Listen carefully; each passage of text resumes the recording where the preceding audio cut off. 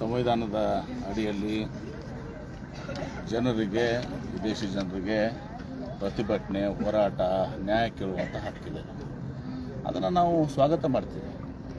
ನಾವು ಯಾರು ಹೋರಾಟವನ್ನು ಹತ್ತಿಕ್ಕುವಂಥದ್ದು, ಯಾಕೆ ಹೋರಾಟ ಮಾಡ್ತೀವಿ, ಸರ್ವಾಧಿಕಾರ ಧೋರಣೆ ನಮ್ಮಲ್ಲಿಲ್ಲ.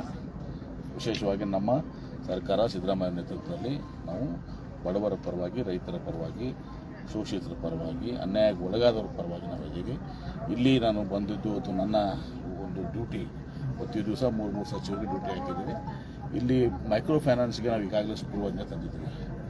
ಸುಗ್ರೀವಾಜ್ಞೆ ತಂದ ಎಲ್ಲ ಇದು ಮಾಡಿದರೂ ಕೂಡ ಇನ್ನೂ ಅದು ಅಲ್ಲಲ್ಲಿ ಸ್ವಲ್ಪ ಏನೋ ಕಂಪ್ಲೀಟ್ 100% ಇದು ಆಗಿಲ್ಲ ಅಂತ ಅನ್ನೋದು ನಮ್ಮ ರೈತ ಸಂಘದ ನಾಯಕರ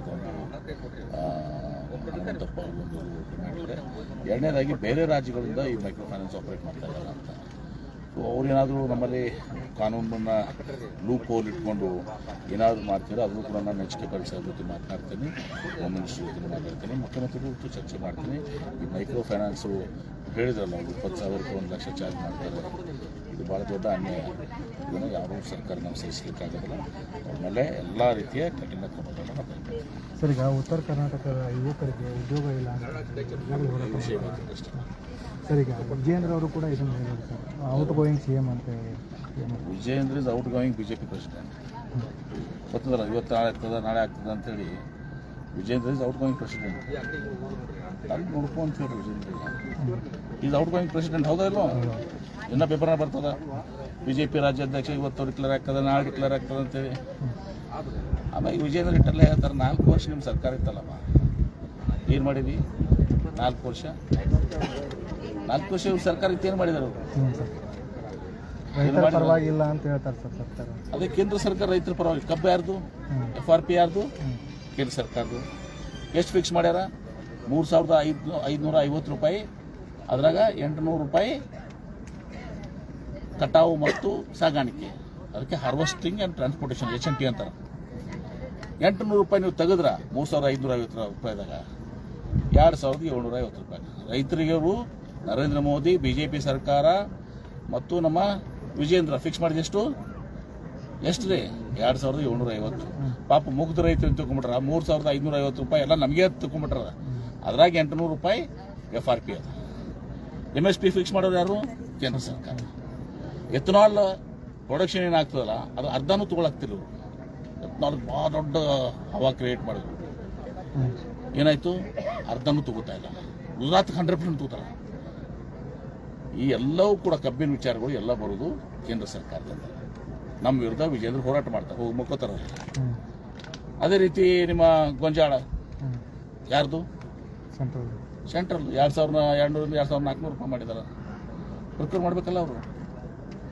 ಇದೇನಾಗಿದೆ ಅಂದರೆ ಪಾಪ ರೈತರು ಮುಗ್ದದಾರ, ಅವ್ರಿಗೆ ಗೊತ್ತಾಗಂಗಿಲ್ಲ. ಅವ್ರನ್ನ ಇವ್ರು ಪ್ರಚೋದನೆ ಕೊಡ್ತಾರೆ ನಮ್ಮ ವಿರುದ್ಧ ಹೋರಾಟ ಮಾಡೋಕ್ಕೆ. ಆ್ಯಕ್ಚುಲಿ ಇವ್ರ ವಿರುದ್ಧ ಹೋರಾಟ ಮಾಡ್ಬೇಕಲ್ಲಿ ಹೋಗಿ ನಾವು.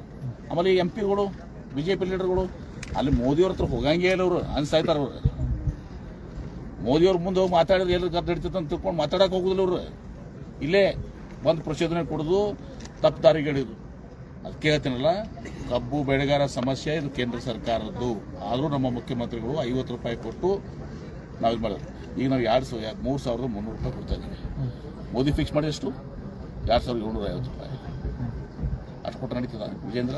ಛಲವಾದಿ ನಾರಾಯಣ ಸ್ವಾಮಿ ಅವರು ಒಂದು ಕಡೆ ಹೇಳ್ತಾರೆ, ಬರೀ ಏನು ಡಿನ್ನರ್ ಪಾರ್ಟಿಗೆ ಸೀಮಿತವಾಗಿದೆ ಅಂತ. ಡಿನ್ನರ್ ಪಾರ್ಟಿ ನೋಡ್ರಿ, ಬೆಳಗಾವಿಗೆ ಬಂದಾರ, ಹಳೆ ಮೈಸೂರಿಂದ ಬಂದಾರ, ಎಲ್ಲಕ್ಕೆ ಬಂದಾರ. ಅತಿಥಿಗಳು ಹೌದಲ್ಲ, ಪಾಪ ಬಂದಾಗ ಒಬ್ಬೊಬ್ಬರು ಒಂದು ಊಟಕ್ಕೆ ಇರ್ತಾರೆ. ಏನು ತಪ್ಪಿದ್ರಿ? ಏನು ಅವ್ರು ಹೋಗಲ್ಲ ಅಂತ BJP ಅವರು?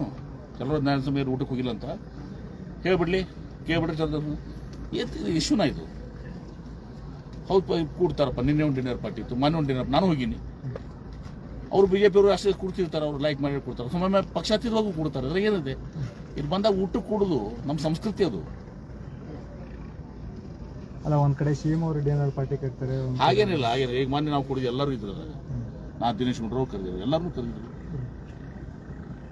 ಆಮೇಲೆ DK ಶಿವಕುಮಾರ್ ಅವ್ರದ್ದು ಕರೆದಾರ ಅಂತ ಹೇಳ್ತಾರೆ. ಅವಾಗೆಲ್ಲರೂ ಪೊನ್ನಣ್ಣ ಅದಲ್ಲ, ಮುಖ್ಯಮಂತ್ರಿಗಳ ಜನನೂ ಕೂಡ ಅನೇಕ ಜನ ಅಲ್ಲಿದ್ರು.